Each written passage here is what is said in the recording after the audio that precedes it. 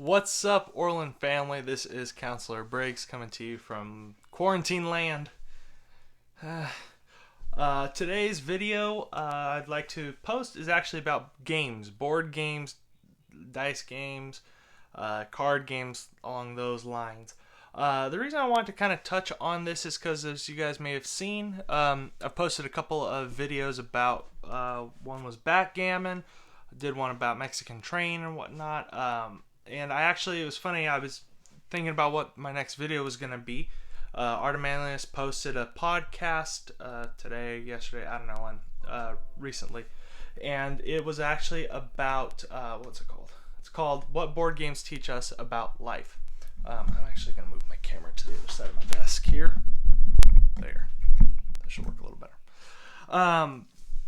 I thought it was rather interesting. I decided to listen to the podcast. So if you are interested in listening to it for yourself, which I highly recommend, you can go on to you can just go and, let's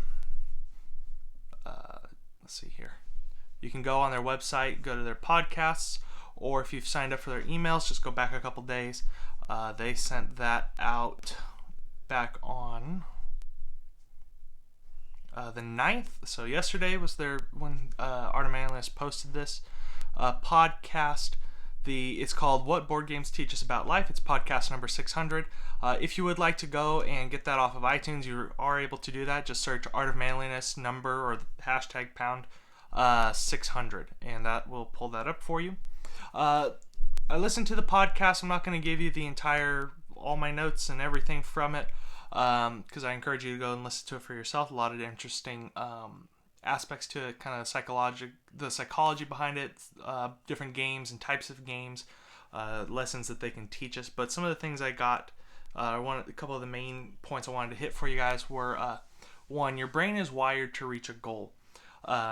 Games cause you to work out goal setting, create a goal, set a goal, and reach that goal. Now, I think this is really important for high schoolers and middle schoolers, as right now in life you're in a time when you're trying to set goals and you're trying to figure out what are you going to do with the rest of your life. Do I want a career? Do I not want a career? Do I know what I want to do for my career? Does the career that I want and I'm shooting for, does it require a lot of planning? Does it require that I, take certain classes, get certain certifications and licensing? For example, when I was in high school, my goal was to actually be a fighter pilot in the Air Force, and then once I finished in the Air Force, I wanted to become a airline pilot and eventually open up my own airlines. Obviously, that has not happened, or is not going to happen because I am here. But I kind of ambled through college and didn't know exactly what I wanted to do, and kind of wound my way here to being a school counselor. But once I kind of started getting on the path of to college, my thought was, okay, well, I got my degree in music. I thought I want to be a music teacher, so I planned that out, how I was going to get there. I realized that was not the right path for me, so I thought I'll be a math teacher. So I started down that path, started working toward that, and then my plan was finish my degree, get my teaching credential, my single subject teaching credential, because I wanted to teach middle school, high school.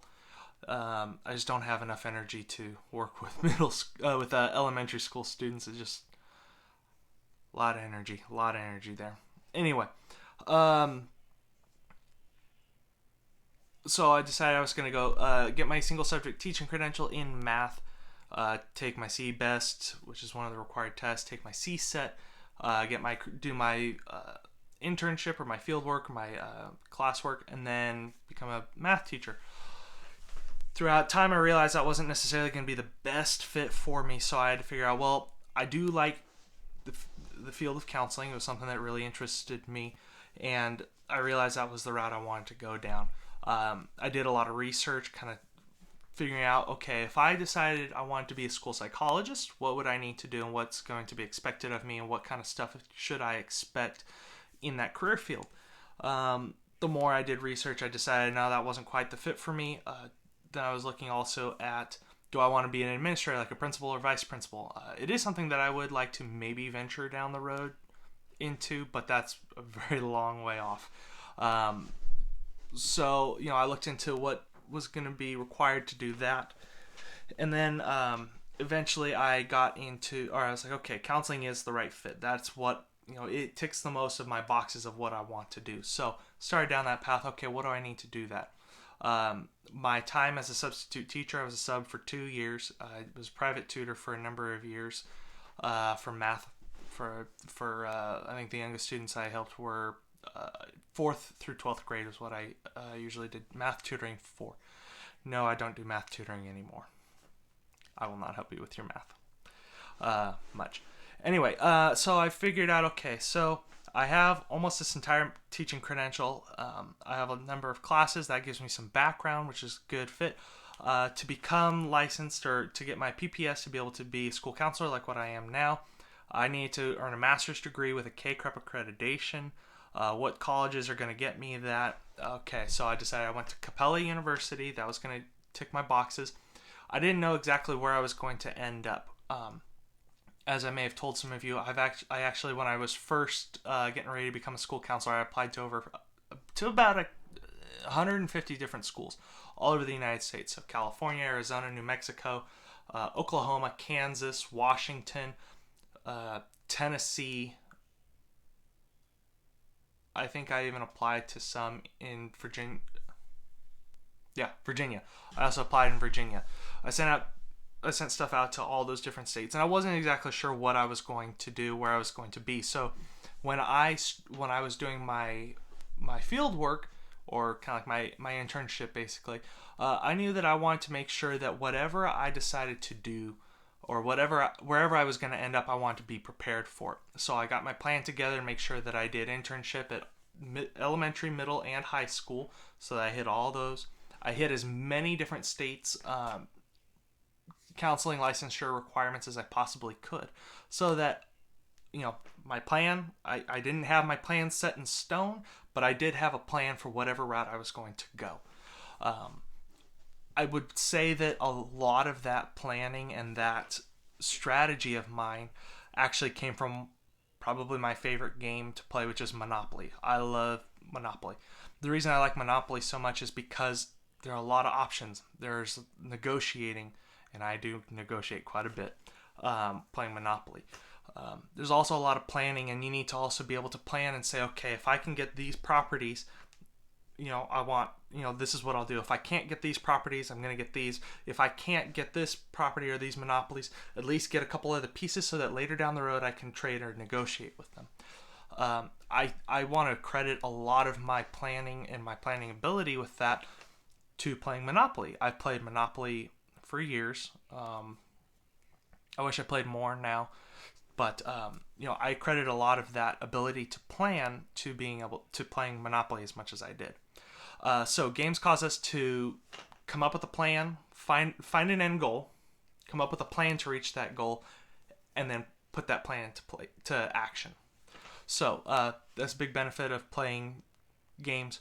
Another thing that the podcast listed was games can help develop camaraderie, and this is just all games in general. Some games hit these things different than others, or they hit different abilities and skills and mental processes different than others. So they teach camaraderie, strategy, logic, self-review or self-actualization, so kind of knowing who you are and knowing how you think, and then the skills that you have.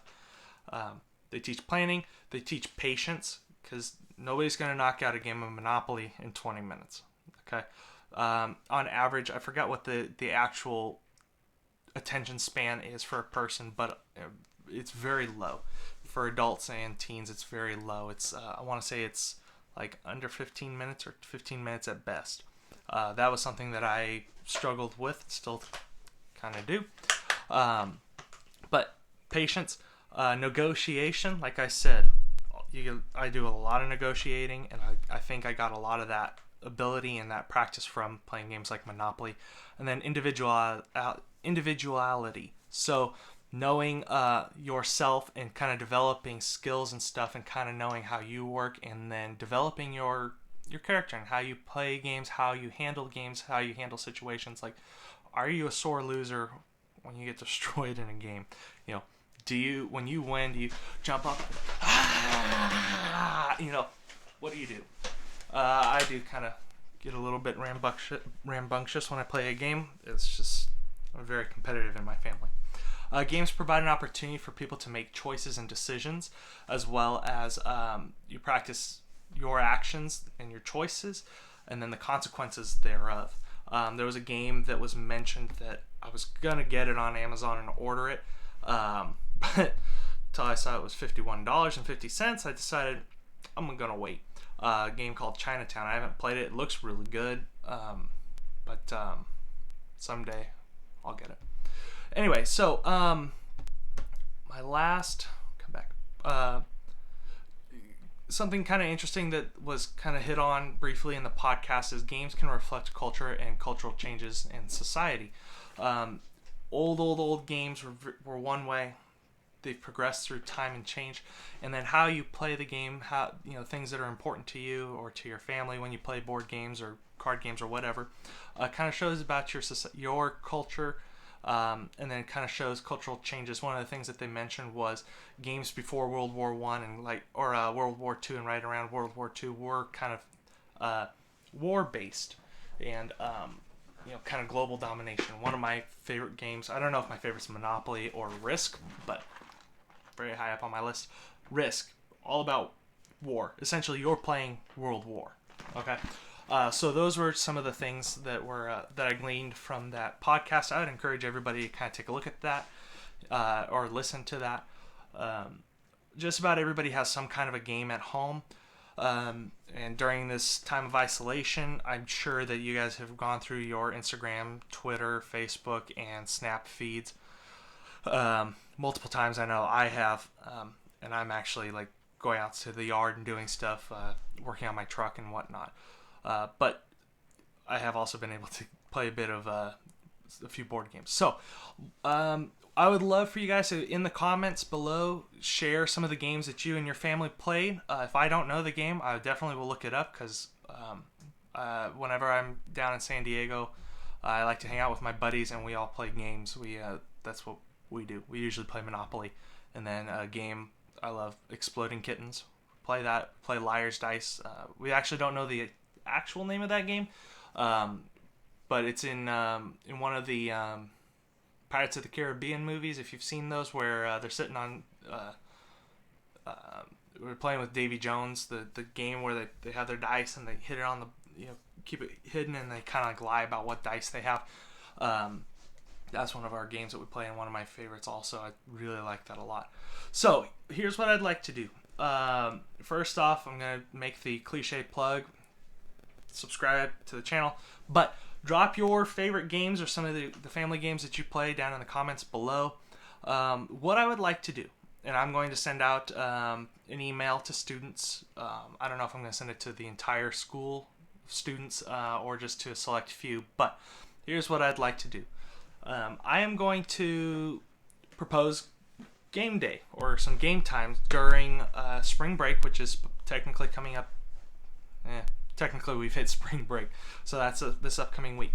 I would like to play some games with y'all because there are only so many games that my family will play with me because they get tired of playing games with me because I get very into them. So here's what I'd like to do.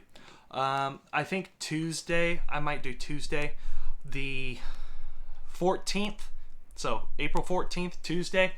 Not sure exactly what time, but I am going to send out do a Zoom meeting or a Google Hangout. If you don't know what Zoom or Google Hangout are, basically it's kind of like a video chat, kind of like Skype, but works way better than Skype. Nothing against Skype, but we've all moved on. I get a lot of lag on Skype. But basically, I think Tuesday we'll probably play Monopoly. So what I'm planning to do is I will set up the game of Monopoly on a big table here at my house, and I'll get my computer out with the screen or the camera and stuff, pointing down at the board. And the first, I forgot how many people can play Monopoly. I think up to 6. So yeah, so 6. This Monopoly set has never been opened, tragically, but I got 6 tokens. I'm one. First 6 people that join in, or 5 other people that join in, you can play Monopoly with me.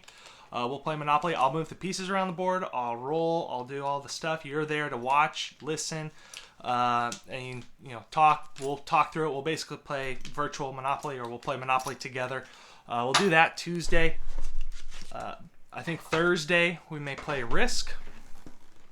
If you don't know how to play these different games, I'll do a very brief rundown on them when we're getting ready to start. Risk, I can do 1, 2, 3, 4, 5, 6.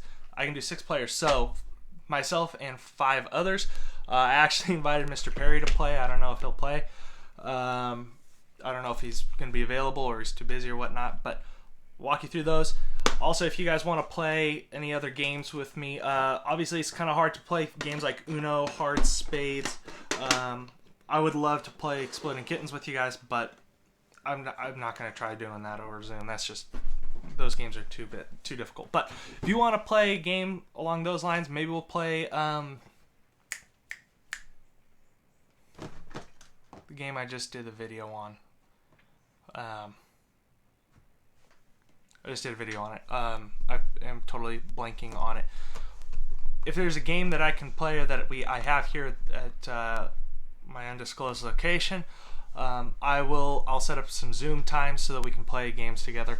I think it'd be a good opportunity to kind of in a way hang out. You can see your classmates, can all talk and interact, get away a little bit from all the tension of what's kind of going on, and kind of interact a bit. So, like I said, this is Mr. Briggs from Moreland High School. I'll send out emails for Zoom if you'd like to play games. First couple people in get to play. The rest are observers, and let's play some board games. So, please hit subscribe and let me know what games you play and you like to play, and drop a comment if you would like to participate. I'll make sure I'll send you a private Zoom meeting. First 5 people get into the game. All right, all. Have a good one. Stay safe.